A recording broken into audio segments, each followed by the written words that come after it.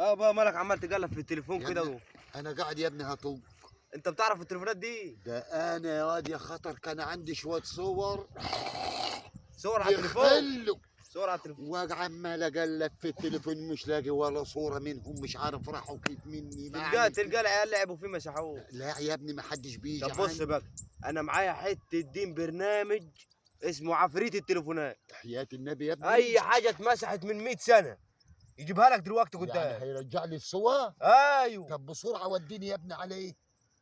يا جماعه اللي عايز البرنامج، لينك البرنامج في البايو. يا واد بايو ايه يا حبيبي؟